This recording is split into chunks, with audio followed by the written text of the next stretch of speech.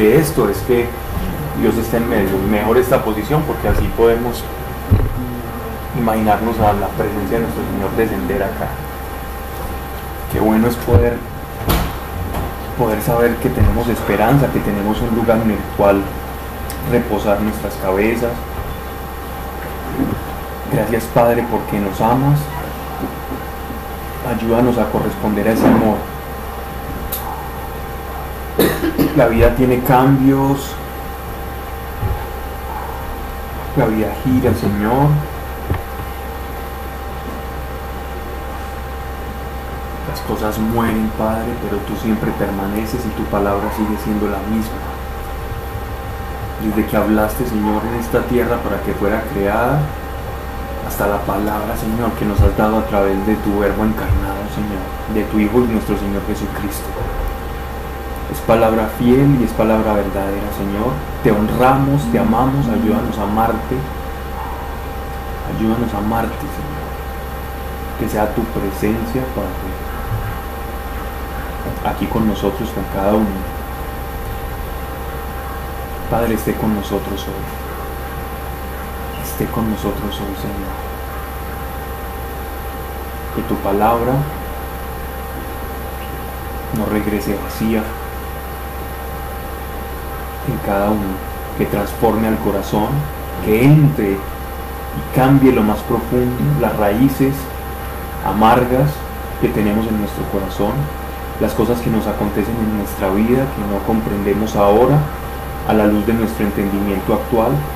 Ayúdenos, Señor, con tu palabra, con tu presencia, a traer verdad, primero a nuestras mentiras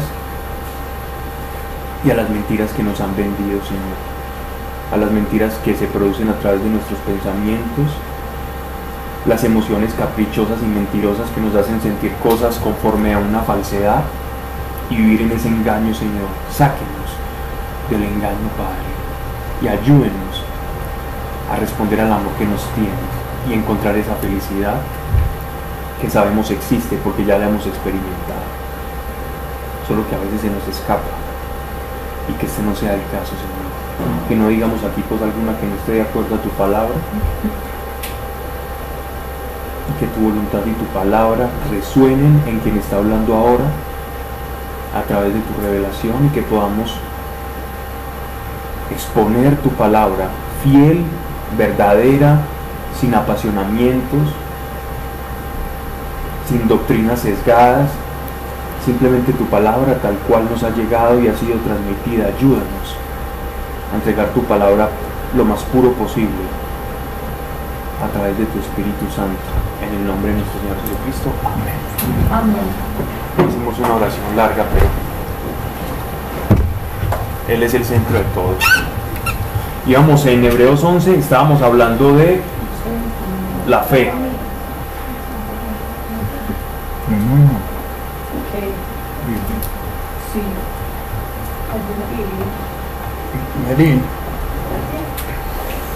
Hebreos 11:23. Terminamos, íbamos a empezar Hebreos 11:30, ¿cierto?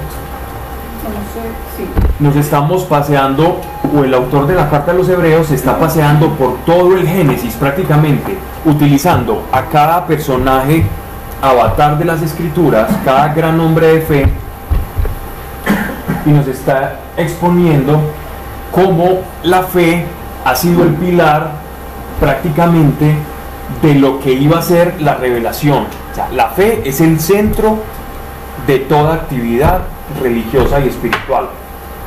La fe es el centro de toda actividad religiosa y espiritual. Nadie puede llamarse espiritual si no tiene fe.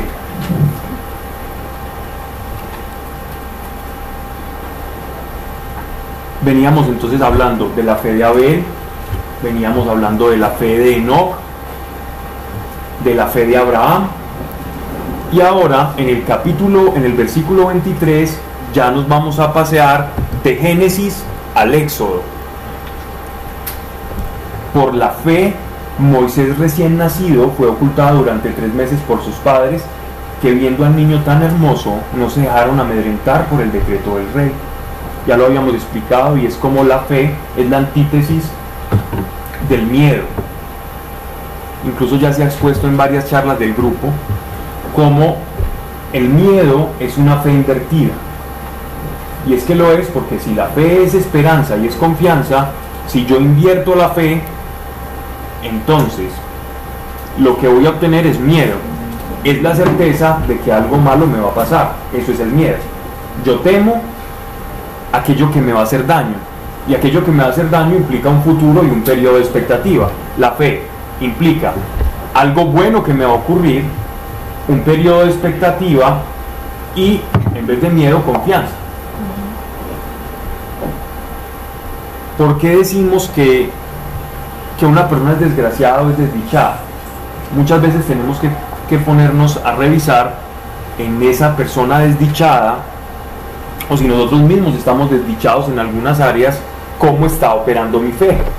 Si mi fe es aquella que me lleva a la confianza, o mi fe es aquella que me lleva hacia lo malo, hacia lo negativo. Entonces ya no estoy teniendo fe, sino que lo que estoy haciendo es teniendo miedo. Y hay una cosa que yo hablaba con alguien ayer. La fe no es una espera constante. La fe que no produce confianza no es fe. El que tiene fe va confiado. No está como, sí, yo estoy esperando. Es que sí, yo estoy esperando. Y esperando como con cierta desidia, ¿no? Con cierta flojez, como apocado, ¿no? Eso no es fe. Eso es alguien resignado. Y es que muchas veces nosotros solemos confundir, y se nos ha predicado esto durante mucho tiempo.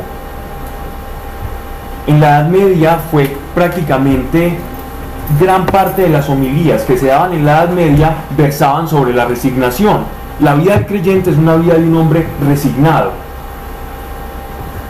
Si bien sabemos que en la vida vamos a encontrar sufrimiento, bien en la vida y en ese sufrimiento hay esperanza.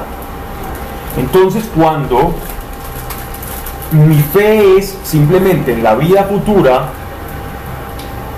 entonces ¿qué sentido tendría la vida? Nuestra fe, la fe de Abraham, la fe de Moisés, la fe de Abel, la fe de Enoc, era una fe que les producía confianza. Si mi fe no me está produciendo bienestar,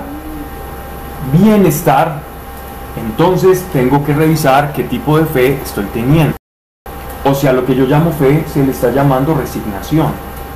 Es muy fácil dar ese paso, cruzar esa línea entre la fe que me da paz y la resignación. Hay que tener cuidado, porque la resignación es precisamente no tener miedo, pero tampoco es tener fe, es quedarme en el término medio. Eso se llama tibieza espiritual. Y la tibieza espiritual es un mal que siempre nos va a estar acechando todo el tiempo. Y la tibieza empieza por el enfriamiento de la fe cuando no produce confianza. O por la larga espera, no, porque a veces hay que esperar demasiado. Exacto. Pero entonces, ¿qué pasa, por ejemplo, cuando uno tiene fe que algo va a pasar y no es la voluntad de Dios? O sea, por lo que entonces no va a pasar. Por eso, pero entonces, ¿qué pasa ahí con esa fe? Es una excelente pregunta, porque la fe es algo bien interesante, porque depende la fe de mi relación con Dios. La fe no puede ser como tener